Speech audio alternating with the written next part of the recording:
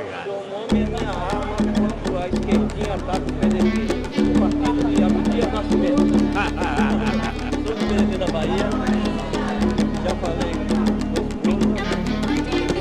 para pegar esse posto para exportar ornamental ao posto para exportar ornamental ao PDT. Mais uma vez,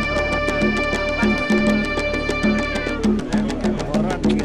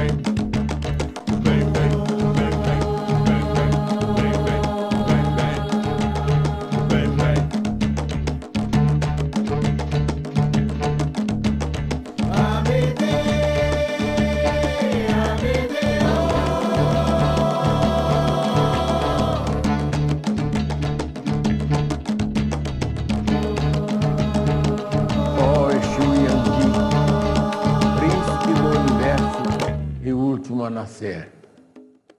Receba estas aves e os bichos de patas que trouxe para satisfazer tua voracidade ritual.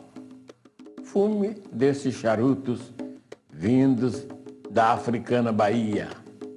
Esta flauta de pixinguinha é para que possas chorar chorinhos aos nossos ancestrais. Espero que estas oferendas agradem teu coração e alegrem teu paladar. Um coração alegre é um estômago satisfeito. E no contentamento de ambos está a melhor predisposição para o cumprimento das leis da retribuição asseguradoras da harmonia cósmica.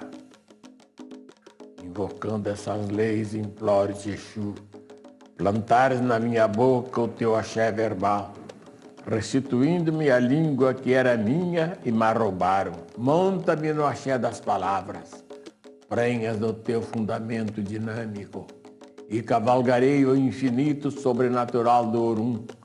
Percorrerei as distâncias do nosso Aie, feito de terra incerta e perigosa. Fecha meu corpo aos perigos, transporta-me nas asas da tua mobilidade expansiva. Cresça-me a tua linhagem de ironia preventiva à minha indomável paixão. Amadureça-me a tua desabusada linguagem, escandalizemos os puritanos, desmascaremos os hipócritas filhos da puta. Assim, a catarse das impurezas culturais, exorcizaremos a domesticação do gesto e outras impostas ao nosso povo negro. Ó Exu, uno e onipresente em todos nós, na tua voz retalhada, espalhada por este mundo e o outro, faça chegar ao Pai a notícia da nossa devoção, o retrato de nossas mãos calosas, vazias da justa retribuição, Nossos estômagos roncam de fome e revolta nas cozinhas alheias, nas prisões, nos prostíbulos. Exiba o Pai nossos corações feridos de angústia, nossas costas chicoteadas, ontem no pelourinho da escravidão, hoje no pelourinho da discriminação. Exu, tu que és o Senhor dos caminhos da libertação do teu povo, sabes daqueles que empunharam teus ferros em brasa contra a injustiça e a opressão.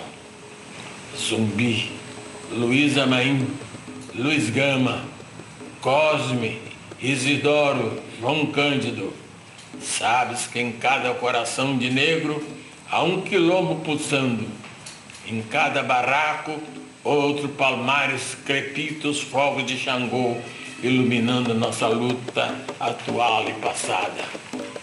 Ofereço-te, Exu, o ebó das minhas palavras.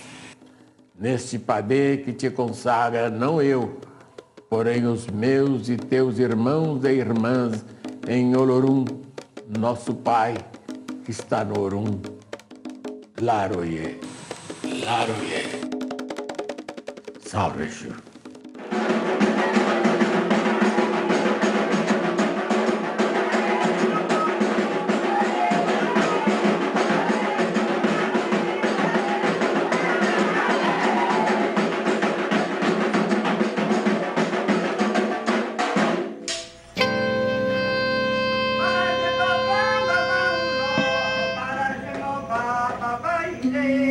Comecei essa iniciação muito antes, na década dos 30, né? 36, 37, 38, por aí que eu fui me estudando o candomblé, participando do candomblé, sentindo o candomblé na pele.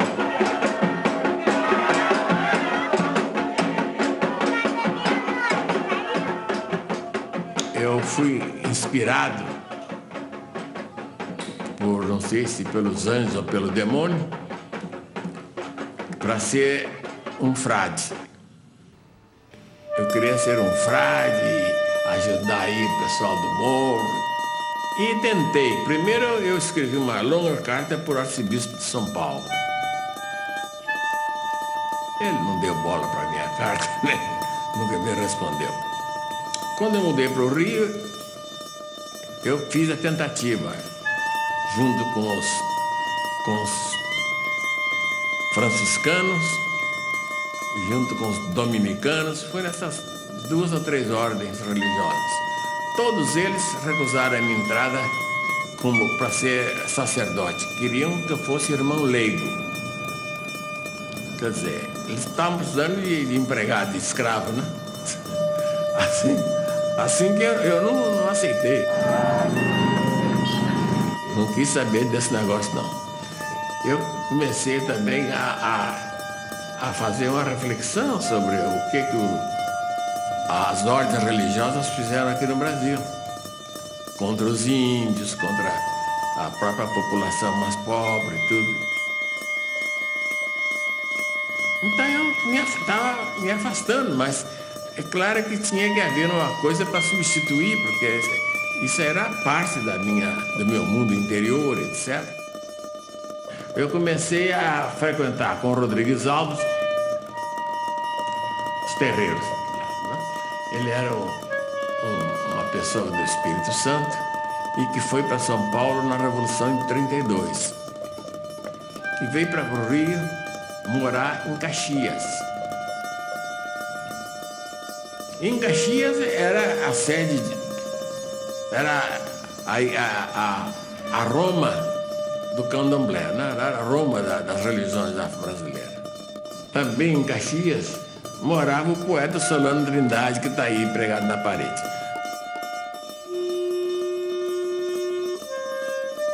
O Solano Trindade não era da religião. O Solano Trindade fazia de tudo, né? Ele era mais da cachaça, né? Era um cachaceiro tremendo, mas não sei, de uma sensibilidade, de um sentimento humano muito grande, entendeu? E nós frequentávamos muitos terreiros.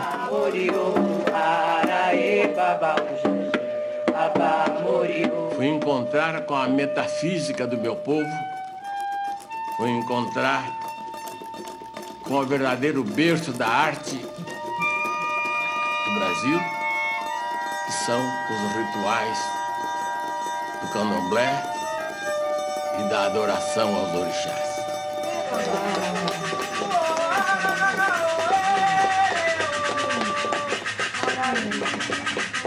E aí eu fui me aprofundando, fui querendo conhecer mais e mais. E inclusive eu conheci grandes personalidades, como a Mãe Senhora, que é a mãe do Didi.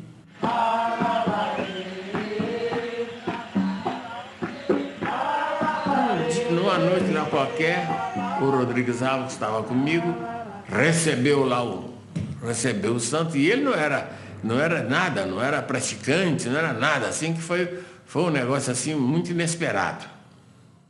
E aí ele ficou sabendo, e o santo falou com ele que ele tinha que fazer a cabeça. Ele tinha que se...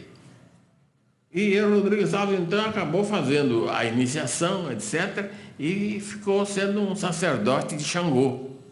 Era o Xangô que era dono da cabeça dele. Isso aí me aproximou muito, porque eu estava sempre com ele. Ele era sacerdote, então aí minha questão com o candomblé, com a Umbanda, etc., foi assim, com o Rodrigues Alves.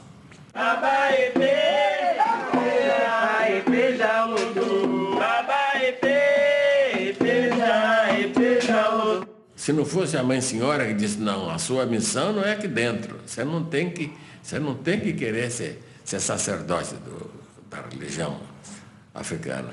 Os santos estão dizendo que você tem que fazer sua obra fora, porque aqui fora você é muito mais importante do que se estiver aqui dentro como sacerdote. E foi assim que eu não fui fazer cabeça nem nada, porque senão essa hora eu estava com o Rodrigues Alves de cabeça feita aí.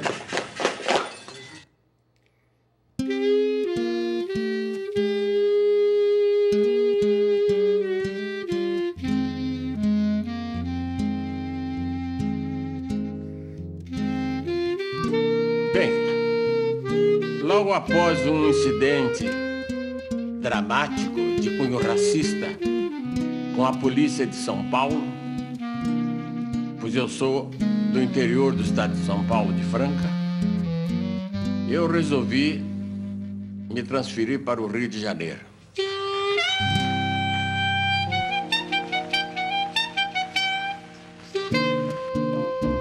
Antes que eu mergulhasse na cultura dos orixás, que eu me inserisse nos rituais dos orixás do candomblé, em Caxias,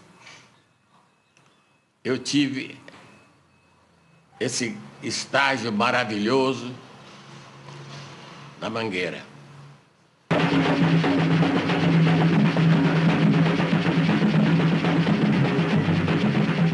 Minha primeira residência no Rio de Janeiro foi na casa do meu amigo Cabo Bento, meu amigo ainda do tempo do Exército. Ele morava na rua Visconde de Niterói, na base do morro. E dentro de toda a agitação carnavalesca e de samba do Morro da Mangueira. Aí eu me introduzi na cultura do samba. Eu não suporto mais sofrer assim. Ó Deus, tenha pena de mim. A minha sorte não. Eu tive uma experiência muito agradável quando eu fui convidado pelo meu amigo Confalonieri para participar do documentário que ele estava rodando, Fala Mangueira. Isso foi muitos anos depois que eu já tinha deixado Mangueira, e foi um momento muito grato para mim.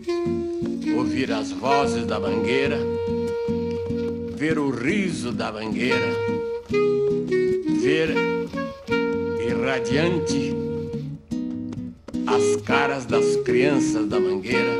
O Morro de Mangueira é uma área de lazer. Mangueira é uma área de lazer. Mas quem não conhece... Foi um momento de muita emoção e de muita alegria retornar à Mangueira para fazer esse documentário.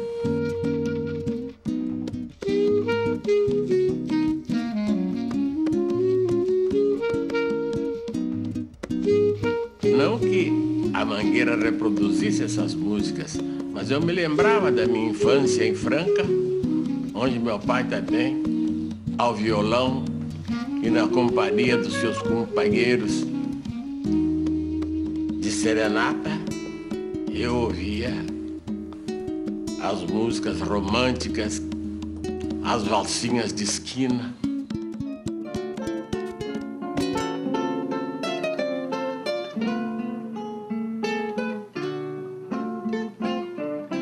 Eu ficava ali, ouvindo aquilo e vendo como era bonito o negócio de cantar e tudo isso.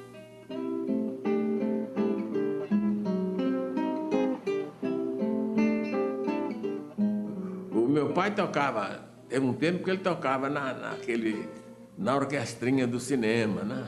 Então tinha uma orquestra, um negócio lá de violão, violinos, etc. E ele também tocava violão ali na coisa ali.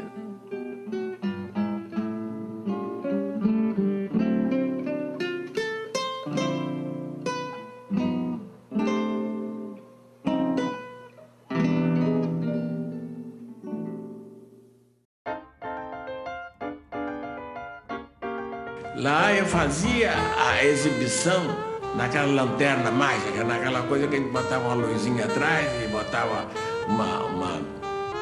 uma coisa de celulose na frente e projetava. E a gente tinha um jeito de fazer aquilo movimentar, então as imagens tomavam, faziam movimento, dinamizavam. Bom, no meu tempo era o cinema mudo, né? Isso aí é as coisas engraçadas da história, porque eu tinha tanto orgulho daquela história, daquele meu cinema, que quem não pagasse eu não deixava entrar mesmo. Mas eu me lembro que isso aí me fez eu me indispor, porque eu pedia muito emprestado, aquela maquineta, aquelas coisas, tudo era emprestado, eu não tinha dinheiro para comprar aquilo. E acabei que uma vez eu entrei em choque, com o emprestador da máquina e meu cinema acabou assim. Eu não era um frequentador no sentido de que ia lá para pagar. Eu penetrava, dava um jeitinho e coisa e assistia, né? Por exemplo, o cinema ia lá no galinheiro. O galinheiro era lá o puleiro lá em cima, onde tinha pulga, tinha tudo quanto é bicho ruim, mas a gente assistia assim mesmo, ia lá.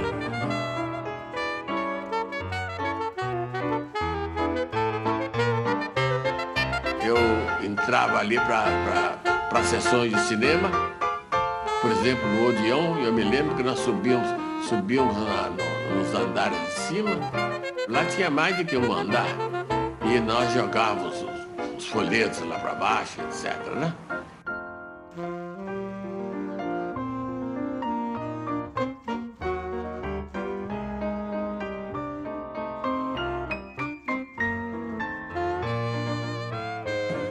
Mas o teatro só foi criado em 1944.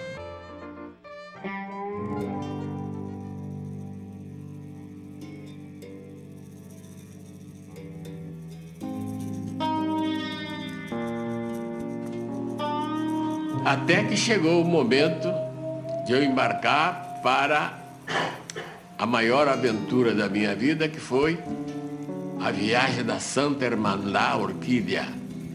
Uma viagem de pura aventura poética, com um grupo de 5 sem um centavo no bolso, sem ter nenhum dinheiro no banco, nem cheque, nem nada.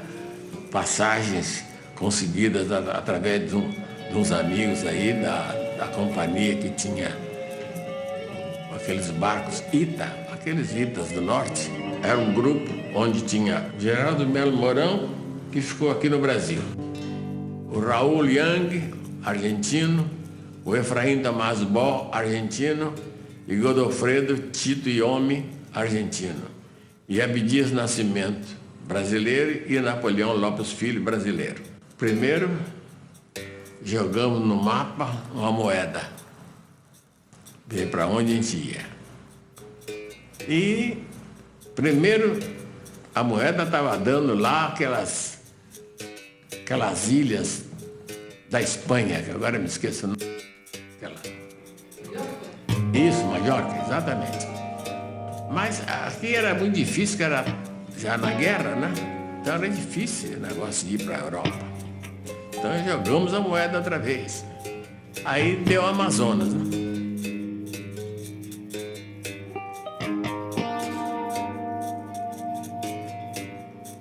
Conhecemos muita coisa lá dos índios, do trabalho dos franciscanos, catequizando, entre aspas, os índios lá, né? Aí deu Amazonas, nós partimos para a Amazônia. Na véspera da viagem, nós fomos fazer a despedida do Rio de Janeiro, né? Eu e o Godo tomamos aquele pileque. Aquele pileque brabo mesmo. Eu emborquei por ali e nem vi mais nada. O Godo, eles carregaram ele pro navio.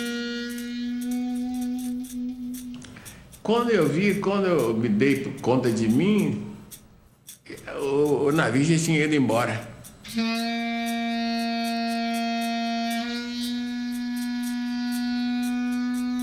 Então eu tive que pegar o Ita da semana seguinte e fui me encontrar com eles lá em Belém do Pará.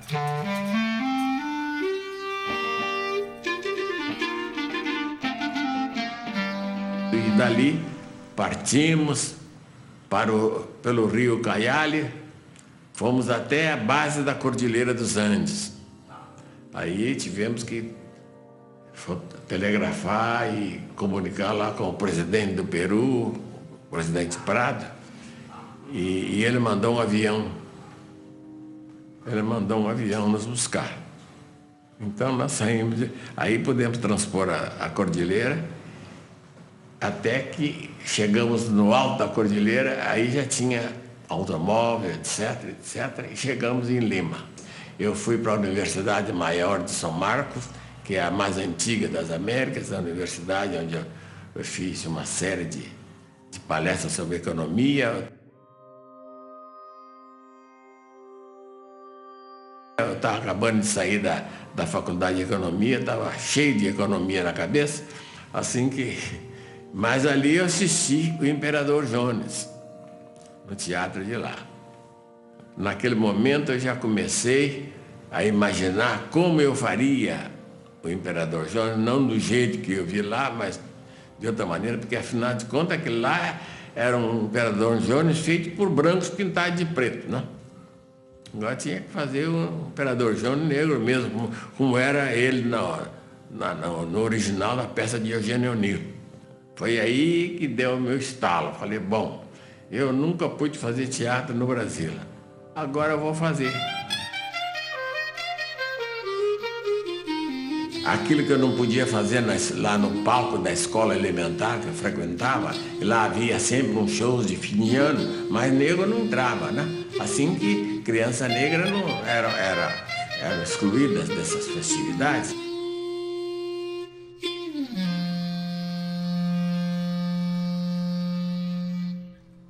Quem vem lá? Você, sempre ouvindo tambores? Desistiu da música clássica? Adoro os tambores. Mas escuto música clássica também. Desde que comecei no balé, lembra? Você não me queria misturada nos morros e gafieiras? Isso foi no começo. Mais tarde mudei de ideia. Eu devia ter te dado muita porrada. Eu devia ter te dado muita porrada, ter te trazido pra casa nem que fosse arrastada. Aquela que vegetava pelas favelas, rodeada por uma multidão de outros negros, amaldiçoados pela miséria, sujeira e ignorância. Aquela que foi criada por mães pretas que viveram vidas inteiras sem nunca ter nada de seu. Aquela que sonhava vencer na vida e achava que ser negra não impediria seu sucesso como atriz. Aquela Efigênia morreu. Só sobrou essa negra decaída que qualquer um pode ter. Eu nunca deixei de pensar em você, de pertencer a você. Eu só me casei com a Margarida porque você fugiu com aquele falso Pigmalião. Nunca dormimos juntos, mas é você que eu sinto como minha esposa. Pedaço da minha carne. Metade da minha alma.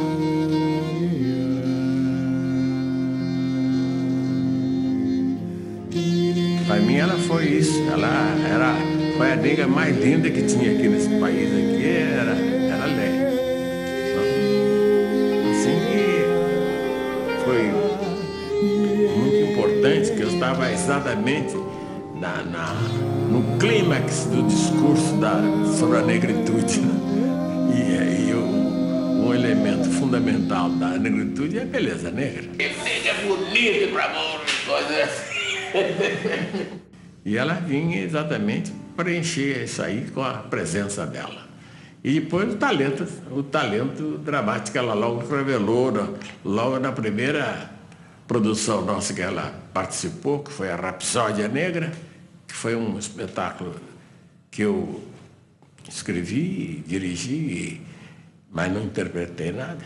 Eu não tive nenhuma formação, né, nenhuma participação que me ensejasse uma educação artística ou de palco, né?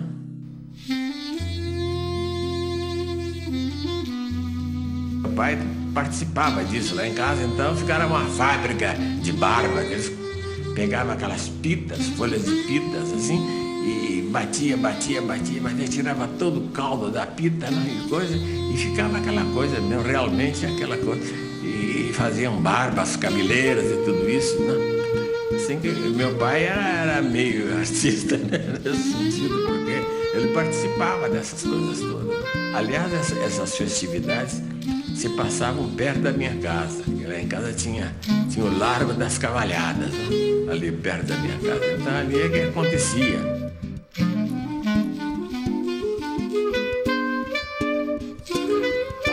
As lutas de cristãos e mouros ali, cavalos e tudo, né? Já assistia esse tipo de teatro, né?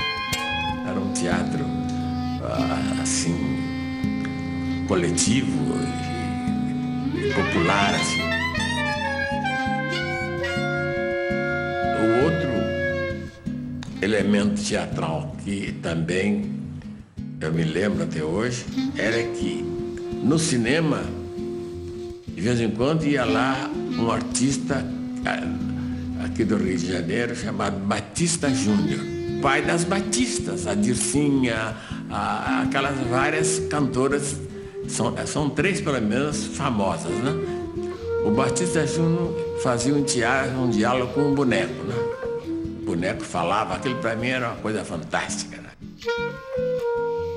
Fantástica essa coincidência, porque foi o homem que me inspirou muito em matéria de teatro, e eu venho encontrar aqui as filhas todas já despontando para a fama, né? Porque estavam todas começando na fama naquela década dos 30, não? 35, 36.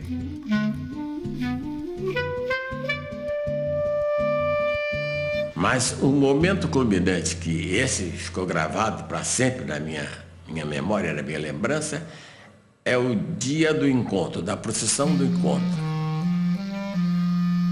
Então vem de um lado a Mater Dolorosa, com aquele manto roxo, que, por hipótese, está lembrando muito sangue. E do outro lado, o Cristo todo debaixo da sua coroa de rei, coroa de espinhos. E os dois se encontravam.